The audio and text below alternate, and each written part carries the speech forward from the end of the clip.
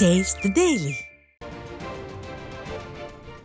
அண்ணா பல்கலைக்கழக மாணவிக்கு நீதி கேட்டும் தமிழகத்தில் பெண்களின் பாதுகாப்பை உறுதிப்படுத்த வலியுறுத்தியும் சட்டப்பேரவையில் அதிமுக அமளியில் ஈடுபட்டுள்ளது. அதன் விவரங்களை வழங்குவதற்காக நமது தலைமை செய்தியாளர் ஜெயக்குமார் இணைந்திருக்கிறார். அவரிடம் கேட்கலாம். ஜெயக்குமார், வணக்கம். விவரங்கள். வணக்கம் சைது. இன்றைக்கு அண்ணா பல்கலைக்கழகத்திலே பாலியல் வன்கொடுமைக்கு ஆளாக்கப்பட்ட மாணவியினுடைய அந்த புகார், அந்த சம்பவம் என்பது மிகப்பெரிய அளவிலே அதிர்வலைகளை ஏற்படுத்தி கொண்டிருக்கிறது. இது பற்றி விவாதிக்க வேண்டும் என்று அனைத்திந்திய அண்ணா திராவிட முன்னேற்ற கழகத்துடைய பொதுச் செயலாளர் புரட்சி தலைவர் எடப்பாடி கே பழனிசாமி அவர்கள் சட்டப்பேரவைத் தலைவருக்கு கடிதம் கொடுத்திருக்கிறார். இந்த அடிப்படையிலே இன்றைக்கு கவன ஈர்ப்பு தீர்மானம் கொண்டு வரப்பட்டு பேசப்படுகிறது. பேசுகிற போது ஒவ்வொரு முறையும் அனைத்திந்திய அண்ணா திராவிட முன்னேற்ற கழகத்தினுடைய கோரிக்கைகள், மக்கள் சார்ந்த பிரச்சனைகளை பேசுகிற போது காங்கிரஸ் கட்சியை சேர்ந்த செல்வ பெருந்தகை ஆளும் கட்சியினுடைய ஊதுகுழலாக மாறிவிடுகிறார். மத்தளம் கொட்டுவதையே வாடிக்கையாக வைத்திருக்கிறார். குறிப்பாக ஜால்ரா தட்டுவதோடு மட்டுமல்லாமல் ஊதுகுழலாக மாறி ஒவ்வொரு முறையும் அவர்களுக்கு ஆதரவாக வாசித்துக் கொண்டிருக்கிறார். எதிர்கட்சி என்கிற முறையில் மக்களுடைய பிரச்சனைகளை பிரதானமாக பேசுகிற போது, குறிப்பாக இந்த பாலியல் வன்கொடுமையில் திமுகவை சேர்ந்த நிர்வாகி கைது செய்யப்பட்டிருக்கிறார். இந்த சம்பவத்தை பற்றி பேசிக் கொண்டிருக்கிற போது காங்கிரஸ் கட்சியை சேர்ந்த செல்வ பெருந்தகை இந்த விவகாரத்தை திசை திருப்புவது போல எப்போதும் நடைபெற்ற சம்பவங்களை எல்லாம் குறிப்பிட்டு அந்த பாலியல் வன்கொடுமை விவகாரத்தை அதை நீர்த்து போக செய்து விடலாம் என்கிற ஒரு கனவை அவர் காணுகிறார். குறிப்பாக இந்த சம்பவத்திலே மாணவிக்கு நியாயம் கிடைக்க வேண்டும். அதே நேரத்திலே சம்பந்தப்பட்ட குற்றவாளிகள் யாராக இருந்தாலும், குற்றவாளி குறிப்பிட்ட அந்த சார் யாராக இருந்தாலும் அவர் கைது செய்யப்பட வேண்டும் என்பதுதான் அனைத்திந்திய அண்ணா திராவிட முன்னேற்ற கழகத்தினுடைய கோரிக்கையாக இருக்கிறது. இந்த நிலையிலே தற்போது செல்வ பெருந்தகையினுடைய இந்த பேச்சை கண்டித்து அவையிலே அதிமுகவினர் அமளியில் ஈடுபட்டார்கள். அதோடு மட்டுமில்லாமல் தொடர்ச்சியாக தற்போது அதிமுகவினுடைய முன்னாள் அமைச்சர், அதே போன்று அவர் தொடர்ந்து இந்த பாலியல் வன்கொடுமை சம்பந்தமாக அவர் பேசி வருகிறார். குறிப்பாக செல்வ பெருந்தகையினுடைய இந்த நடவடிக்கை என்பது ஆளும் கட்சியினுடைய கைப்பாவையாக மாறுவதும் அவர்களுக்கு ஊதுகுழலாக செயல்படுவதும் தான் இவருடைய வாடிக்கையாக இருக்கிறது என்று குற்றம் சாட்டியிருக்கிறார். இந்த நாட்டில் நடைபெறக்கூடிய சம்பவங்களில் அரசு எடுத்து வரக்கூடிய நடவடிக்கைகள் மக்கள் தொடர்ந்து கவனித்து வருகிறார்கள். இந்த பாலியல் விவகாரம் தொடர்பாக அரசு எடுக்கப்பட்டிருக்கக்கூடிய நடவடிக்கை என்பது மிக வேதனையை ஏற்படுத்தி இருப்பதையும் அவர் சுட்டிக்காட்டியிருக்கிறார். இங்கு பேசக்கூடிய நான் 2 குழந்தைகளுடைய தந்தையாக பேசுகிறேன் என்று உருக்கத்தோடு அனைத்திந்திய அண்ணா திராவிட முன்னேற்ற கழகத்துடைய முன்னாள் அமைச்சர், சட்டமன்றத்தினுடைய துணைத் தலைவராக இருக்கக்கூடிய ஆர்.பி. உதயகுமார் அவர்கள் தொடர்ந்து பேசி வருகிறார்கள். அதே நேரத்தில் அதிமுகவை சார்ந்தவர்கள், சட்டப்பேரவை உறுப்பினர்கள் பேசுகிற போது பேச விடாமல் ஆளும் கட்சியினர் கோஷமிடுவதும் அவர்களுக்கு ஊதுகுழலாக மாறி ஆளும் கட்சியினுடைய கூட்டணியில் இருப்பவர்கள் செயல்படுவதும் என்பது நாட்டினுடைய ஜனநாயகத்தை கேள்விக்குறியாக்கக்கூடிய செயலாகவே பார்க்கப்படுகிறது என்று அவர் தெரிவித்திருக்கிறார். ஆளுங்கட்சியினுடைய கூட்டணி கட்சிகள் அனைவருமே இந்த விவகாரத்தில் மௌனம் காத்தார்கள். பாலியல் வன்கொடுமை சம்பந்தப்பட்ட விவகாரத்தில் காங்கிரஸ் கட்சியை சேர்ந்தவர்கள் எல்லாம் நமக்கு இந்த சம்பவத்துக்கும் சம்பந்தம் இல்லாதது போலவே நடந்து கொண்டார்கள். அப்படி இருக்கிற போது ஒரு பிரதான எதிர்கட்சி சட்டப்பேரவையில் நடக்கக்கூடிய ஒரு நிகழ்விலே பேசுகிறார்கள். அதனை கவன ஈர்ப்பு தீர்மானமாக கொண்டு வந்து நடவடிக்கை எடுக்கப்பட வேண்டும் என்று வலியுறுத்துகிறார்கள். ஆனால் காங்கிரஸ் கட்சியை சேர்ந்தவர்கள் இந்த நாட்டில் தான் இருக்கிறார்களா? இந்த நாட்டு மக்களுடைய வாக்குகளை பெற்று சட்டமன்ற உறுப்பினர்களாக ஆகிறவர்கள் அவர்களுக்கு எதிராக எப்படி செயல்பட முடியும் என்பதுதான் மிகப்பெரிய ஒரு கேள்வியாக இருக்கிறது. செல்வ பெருந்தகை யாரை வேண்டுமானாலும் பாராட்டி பேசுவது தவறில்லை. ஆனால் ஒரு மக்களுடைய பிரச்சனை, பாலியல் வன்கொடுமை பிரச்சனை, ஒரு மாணவிக்கு இழைக்கப்பட்ட அநீதி, பல்கலைக்கழக வளாகத்தில் நேர்ந்திருக்கக்கூடிய துயரம், இப்படிப்பட்ட ஒரு நிலையிலே எதிர்கட்சி துணைத் தலைவர் பேசுகிற நிலையிலே எதிர்கட்சி தலைவராக இருக்கக்கூடியவர், பொதுச் செயலராக இருக்கக்கூடியவர், முன்னாள் முதலமைச்சராக இருக்கக்கூடியவர் பேசுகிற போது நேரலையை துண்டிப்பது, அவர்கள் கேள்வி எழுந்து நின்றாலே உடனடியாக நிறுத்துவது, நேரலையை வெளியிலே காட்டவில்லை என்றால் மக்கள் இந்த பிரச்சனைகளை வெளியிலே தெரிந்து கொள்ள மாட்டார்கள் என்கிற ஒரு கனவோடு அவர்கள் பகல் கனவாகவே அவர்கள் கண்டு கொண்டிருக்கிறார்கள். இவற்றையெல்லாம் கண்டித்துத்தான் அதிமுகவுடைய முன்னாள் அமைச்சர் ஆர்.பி. உதயகுமார் அவர்கள் தற்போது சட்டமன்றத்திலே பேசி வருகிறார்கள். செல்வ பெருந்தகையினுடைய நடவடிக்கை என்பது தொடர்ச்சியாகவே திட்டமிட்டு ஒவ்வொரு செயலையும் திசை திருப்புவது போல பேசிக் கொண்டிருக்கிறார்.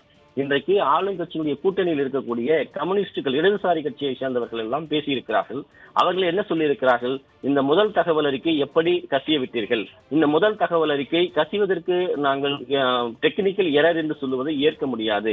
அதே நேரத்தில் எடுக்கப்பட்ட நடவடிக்கை என்ன? ஆளுங்கட்சியை சேர்ந்தவர்கள் யாராக இருந்தாலும் அவர்கள் மீது நடவடிக்கை எடுக்கப்பட வேண்டும் என்று கூட்டணி கட்சியில் உள்ளவர்களை வலியுறுத்துகிறார்கள். அப்படி இருக்கிற போது மற்றொரு கூட்டணி கட்சியில் இருக்கக்கூடிய காங்கிரசுக்கு சேர்ந்த செல்லு பெருந்தகை ஆளுங்கட்சியுடைய ஊதுகுழலாகவே மாறி தன்னுடைய நாதஸ்வரத்தை தொடர்ந்து அவர்கள் வாசித்துக் கொண்டிருக்கிறார். இதை ஏற்க முடியாது என்றுதான் அனைத்து இந்திய அண்ணா திராவிட முன்னேற்ற கழகத்தினுடைய முன்னாள் அமைச்சர் ஆர்.பி. உதயகுமார் அவர்கள் கடுமையான தனது உரையை தற்போது நிகழ்த்தி கொண்டிருக்கிறார். அந்த நேரலை துண்டிக்கப்பட்டிருக்கிறது. புகார் செய்யப்பட்டு ஒருவர் கைது செய்யப்பட்டிருக்கிறார். அவர் பெயர் ஞானசேகரன். அவர் திமுகவை சேர்ந்தவர். இதை ஊடகங்கள் வெளியிட்டிருக்கிறது. அவர் கைது செய்யப்பட்ட அறிக்கையிலும் அவர்கள் தெரிவித்திருக்கிறார்கள். அப்படி இருக்கிற போது மாநகர காவல்துறை ஆணையர் நேரடியாக ஒரு செய்தியாளர் சந்திப்பிலே பேசுகிறார். 20 வழக்குகள் அவர் மீது இருப்பதாக தெரிவிக்கிறார். அதே நேரத்தில் ஊடகங்களில் வெளியான புகைப்படங்கள் துணை முதலமைச்சர், சுகாதாரத்துறை அமைச்சர், நாடாளுமன்ற உறுப்பினர், திமுகவை சேர்ந்த நிர்வாகிகளோடு அவர் நெருக்கமாக புகைப்படங்கள் எடுத்திருக்கிறார். இப்படி இருக்கிற போது பாதிக்கப்பட்ட பெண், அவருடைய குடும்பம், அவர்கள் அஞ்சக்கூடிய ஒரு சூழ்நிலை ஏற்பட்டிருக்கிறது.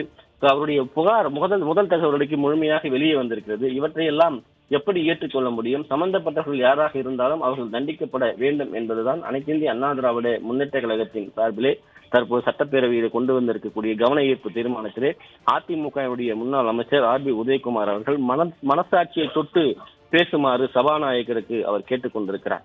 இந்த சம்பவத்திலே அரசினுடைய அடக்குமுறை, அரசனுடைய மெத்தனம், அரசு கண்டுகொள்ளாமல் இருப்பது, பல்கலைக்கழகத்தில் நடைபெற்ற நிகழ்வுக்கு பல்கலைக்கழகமும் உயர்கல்வித்துறையும் என்ன பொறுப்பேற்க போகிறது, உயர்கல்வித்துறை அமைச்சருடைய பதில்கள், அவர்கள் பேசிய விவகாரம், இவையெல்லாம் மக்களை திசை திருப்பக்கூடியதாக, பாதிக்கப்பட்ட பெண்ணிற்கு அநீதி இழைக்கக்கூடிய செயலாகவே பார்க்கப்படுகிறது. எனவே ஆளுங்கட்சி போராட்டம் நடத்தினால் அந்த போராட்டத்திற்கு போலீஸ் பாதுகாப்பு உண்டு. ஆனால் பெயருக்கு வழக்கு பதிவு செய்யப்படுகிறார்கள். அவர்கள் யாரையும் கைது செய்யப்படவில்லை. ஆனால் எதிர்க்கட்சி, பிரதான தமிழகத்தில் இருக்கக்கூடிய முக்கிய எதிர்க்கட்சி அதிமுக இந்த சம்பவத்தை கண்டித்து போராட்டத்தை முன்னெடுத்து பேசுகிற போது மனசாட்சியே இல்லாமல் போராட்டத்தை தொடங்குவதற்கு முன்பாகவே அவர்களை கைது செய்து ஒரு நாள் முழுவதும் அடைத்து வைத்த கொடுமை என்பது வேறு எங்கும் நடைபெறவில்லை. நாம் தமிழகத்தில் தான் இருக்கிறோமா அல்லது வேறு எங்காவது இருக்கிறோமா என்கிற நிலைதான் உருவாகி இருக்கிறது. எனவே சட்டப்பேரவையினுடைய மாண்பை சீர்குலைக்க வேண்டாம் என்பதுதான் அனைத்து இந்திய அண்ணா திராவிட முன்னேற்ற கழகத்தினுடைய பிரதான கோரிக்கையாக இருக்கிறது. சட்டப்பேரவையிலே இன்றைக்கு கவன ஈர்ப்பு தீர்மானத்திலே பல்வேறு கட்சி சார்ந்தவர்கள் பேசினாலும் கூட இன்றைக்கு அதிமுகவுடைய கூட்டணி கட்சியில் இருக்கக்கூடிய புரட்சி பாரத கட்சியினுடைய தலைவராக இருக்கக்கூடிய பூவை ஜெகன்மூர்த்தியாக இருக்கட்டும், அதிமுகவுடைய சார்பில் பேசிக் கொண்டிருக்கக்கூடிய முன்னாள் அமைச்சர் ஆர்.பி. உதயகுமாராக இருக்கட்டும், தொடர்ச்சியாக பேசி வருகிறார்கள். இந்த சம்பவத்திற்கு அநீதி இழைக்கப்பட்டிருக்கிறது. இந்த சம்பவத்திலே பாதிக்கப்பட்ட மாணவிக்கு நீதி கிடைக்கப்பெறவில்லை. எதிர்கட்சி போராடுகிற போது அந்த போராட்டத்தை முடக்குகிறார்கள். எனவே சட்டம் என்பது அனைவருக்கும் பொதுவானது. இந்த போராட்டம் அறிவிக்கப்பட்ட பிறகு உடனடியாக அவர்கள் முன்கூட்டியே கைது செய்வதெல்லாம் ஏற்க முடியாது. அதே நேரத்தில் ஆளும் கட்சியினர் போராட்டம் நடத்துகிற போது அவர்கள் எந்த அனுமதியை பெற்றார்கள்? அவர்களுக்கு முழுமையாக பாதுகாப்பு அளிக்கப்படுகிறது. யாரும் கைது செய்யப்படவில்லை. அதே நேரத்திலே பெயருக்காக வழக்கு பதிவு செய்யப்படுகிறது. இவற்றையெல்லாம் எதிர்கட்சியாக இருந்தபோது தற்போது முதலமைச்சராக இருக்கக்கூடியவர் என்ன செய்தார் என்பதை நினைத்து பார்க்க வேண்டும் என்பதை எல்லாம் நினைவூட்டி தற்போது பேசி வருகிறார்கள். அதே நேரத்தில் இதுவரை இந்த சம்பவத்தில் முதல்வரோ அல்லது துணை முதலமைச்சராக இருக்கக்கூடியவர்களோ மற்றதுக்கெல்லாம், அதாவது முந்திரி கொட்டை போல பேசக்கூடியவர்கள் எல்லாம் அந்த கட்சியில இருக்கிறார்கள். அவர்கள் எல்லாம் இந்த பாலியல் விவகாரம் தொடர்பாக எந்த ஒரு கண்டனத்தையோ அல்லது ஒரு இரக்கத்தையோ அவர்கள் காட்டவில்லை. அதைத்தான் இப்படி தொடர்ந்து பேசி வருகிறார்கள் என்பது குறிப்பிடத்தக்கது. குறிப்பாக முன்னாள் அமைச்சர்களாக இருக்கக்கூடியவர்கள் தொடர்ந்து அவர்கள் ஒரு அதிகார தோரணையோடு நடந்து கொள்வதை ஏற்க முடியாது என்பதை தற்போது பேசி வருகிறார்கள். தொடர்ந்து இந்த முழுமையாக விசாரிக்கப்பட வேண்டும். அதே நேரத்திலே யாராக இருந்தாலும் குற்றவாளிகளை காப்பாற்றக்கூடாது, சட்டத்தின் முன் நிறுத்தப்பட வேண்டும். ஞானசேகரன் மீது இதுவரை திமுகவில் இருந்து எந்த நடவடிக்கையும் எடுக்கப்படவில்லை. இவையெல்லாம் மிகப்பெரிய ஒரு சந்தேகத்தை ஏற்படுத்தியிருக்கிறது. மிகப்பெரிய குற்றவாளி 20 வழக்குகள் இருக்கிறது. தற்போது அண்ணா பல்கலைக்கழகத்தில் மாணவி பாலியல் விவகாரத்தை தொடர்பு இருக்கிறார். அந்த ஒரு குற்றவாளி மீது திமுக நிர்வாகம் எந்த விதமான ஒரு நடவடிக்கையும் மேற்கொள்ளப்படவில்லை என்பதுதான் மிகப்பெரிய ஒரு கேள்வியாக இருக்கிறது. எனவே அதிமுக களத்திலே நின்று தொடர்ந்து போராடி வருகிறது. அந்த போராட்டத்தை ஒடுக்கும் விதமாக, திசை திருப்பும் விதமாக காங்கிரஸ் கட்சியை சேர்ந்த செல்லு பிறந்தவர்களுடைய பேச்சு இருப்பது என்பது ஒட்டுமொத்தமாக வாக்களித்த மக்களை வஞ்சிக்கும் விதமாக இருப்பதாகவே தொடர்ந்து பேசி வருகிறார். குறிப்பாக இந்த சம்பவம் தொடர்பாக முழுமையான ஒரு விசாரணை நடத்தப்பட வேண்டும் என்பதுதான் அனைத்து இந்திய அண்ணா திராவிட முன்னேற்ற கழகத்தினுடைய இன்றைக்கு கவன ஈர்ப்பு தீர்மானத்தின் மீதான உரையாக இருப்பது குறிப்பிடத்தக்கது.